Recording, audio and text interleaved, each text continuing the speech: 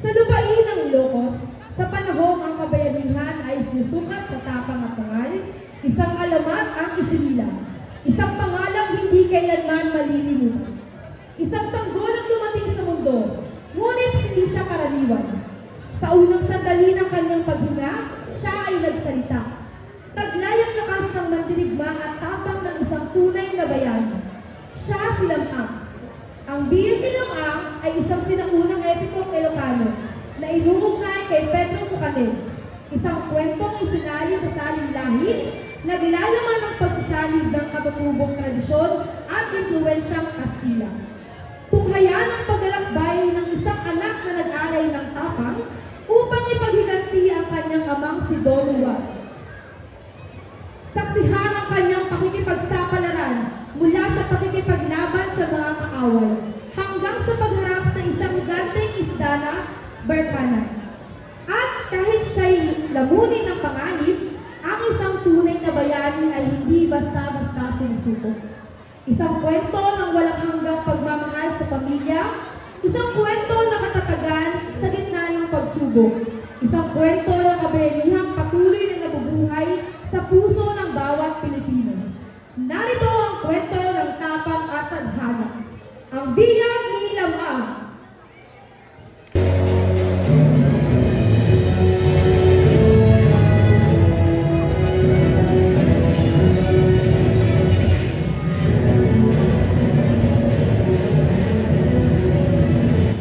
Ang bihag ni Lamang.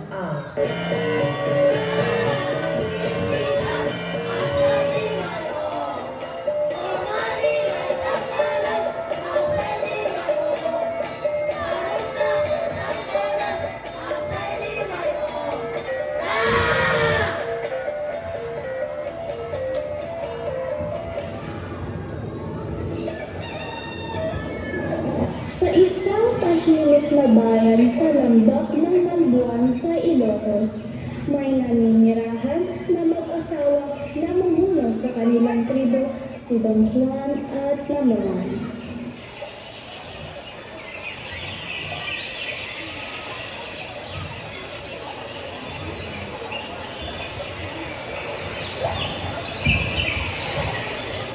Ngunit biglang nilusob ng tribo ng Igorot ang tribo nila Don Juan kung kailan malapit ng manganak ang kanyang asawa.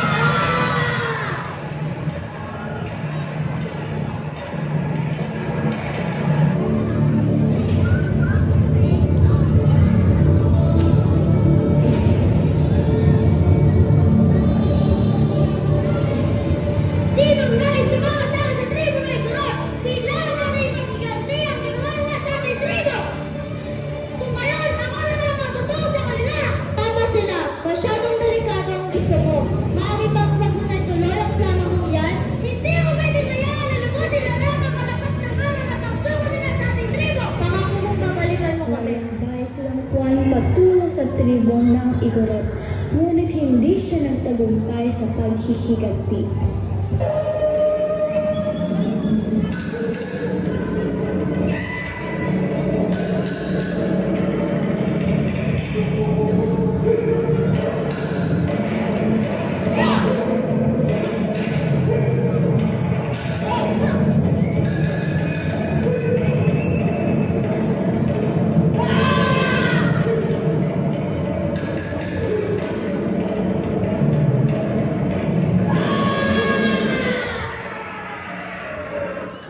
Hindi na nakabalik si Don Juan sa kanyang tribo. Ang naging balita, siya ay tinagutan ng ulo ng mga Igorot.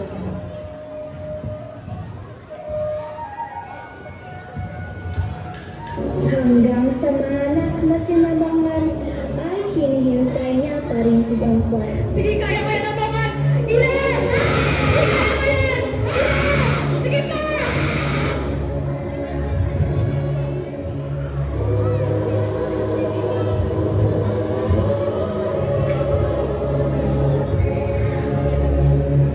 gitna ng kanyang kalungkutan, isang himala ang isinilang. Ako'y tawagin ninyong Lampang. Nais kong maging ninang si Don Santiago. Ang iyong anak ay natatakot. Siya ay nakapagsasalita at maaaring lumaki agad. Sa kanyang pagsilang ay may handog na alagang hayop ang napili niyang ninong. Isang mahiwagang aso at manok ang naging handog kay Lampang. Aba, batang-bata ka pa, ngunit marunong ka nang magsalita. Kanyang pagsilang pa lamang natunghayan na ng lahat ang kakaibang lakas at talino ni Lampang. Isang araw ay tinanong ni Lampang ang kanyang ina. Ina, nasaan ang aming ama? Nagtatay siya upang iganti ang ating katay. Ngunit hindi na siya nakabalik pa. Ina, nahanapin ko ang aming ama. Anak, delikado. Mas delikado ang mabuhay ng may talong sa puso. Siyang na buwan pa lamang ay ganap ng binatang makisig si Lampang at pinili niya na ang landas ng tapon.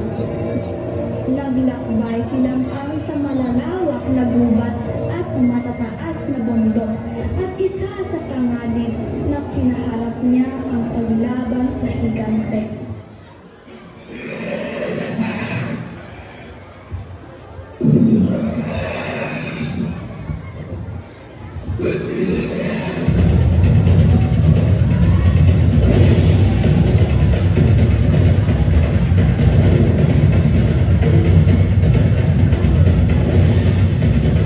Nang marating niya ang tribo ng Igorot,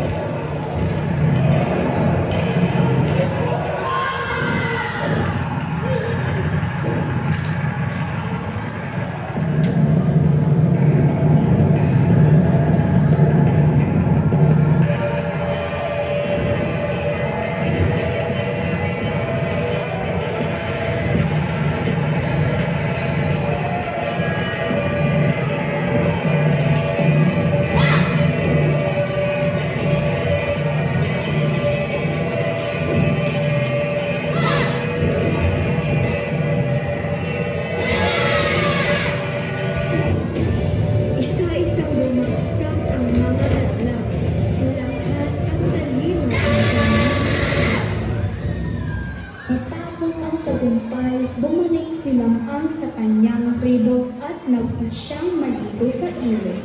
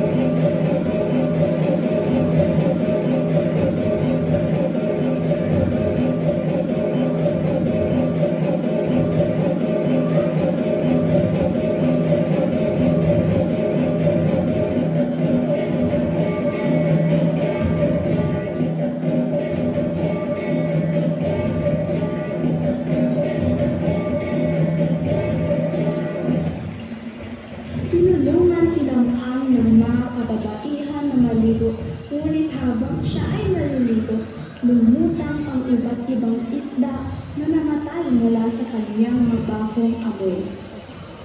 Pagkatapos, maligo ay umuwi si Mang sa kanyang ina. Ngunit makalipas ang ilang araw, siya ay naglakbay muli sa kalunod-tiyan upang manligaw sa isang dalaga. Nabatid ni Mang kung saan nakatira ang dalaga. Narinig niya ang mga ingay at nakita niya ang karamihan ng mga lalaki sa labas ng bahay na nais din manligaw sa dalaga. Ngunit ang mga lalaki ay hindi pinansin ng dalaga. Habang nag-ingay, nag-isip sila Mang kung paano niya nakukuha ang pansin ng tutumpas nga balasa.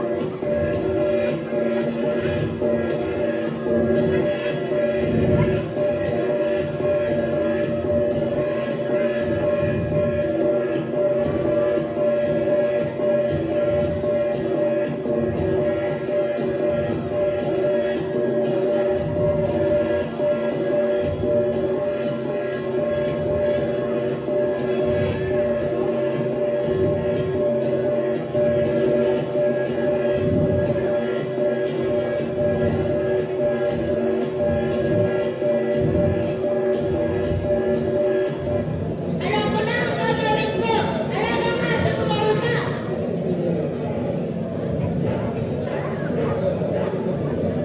Tumakon ang aso at nabuwal ang bahay. Nakuha ni Nagpang ang pansin ng lahat, pati ang dalagang si Ines. Alagang manok, tumilaw ka!